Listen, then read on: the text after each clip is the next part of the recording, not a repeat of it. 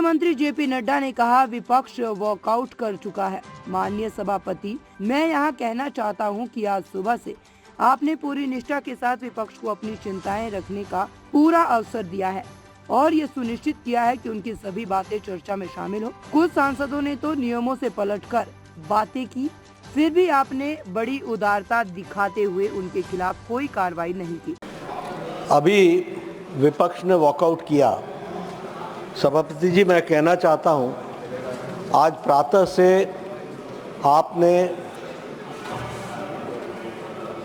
पूरे तत्परता के साथ विपक्ष को पूरा मौका दिया और ये चाहा कि जो उनके बिंदु हैं या जो उनकी कंसर्न्स हैं, वो सारे कंसर्न्स यहाँ पर चर्चा में आए।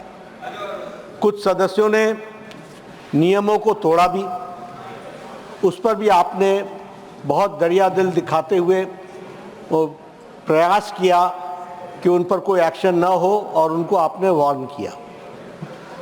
सारे चर्चा में एक बात ध्यान में आई कि विपक्ष का उद्देश्य चर्चा करना नहीं था, विपक्ष का उद्देश्य राजनीतिक दृष्टि से अपना पॉइंट स्कोर करने का था। यह बात स्पष्ट दिखती है और यह दुर्भाग्य की बात है, दुख की बात है कि जिसके बारे में पार्लियामेंट्री अफेयर्स मिनिस्टर ने बड़े स्पष्ट शब्दों में कहा कि कोई भी चीज का डिलीशन नहीं हुआ है, कोई भी चीज को डिलीट नहीं किया गया है, सब कुछ एनेक्सर में एज इट इज रखा गया है।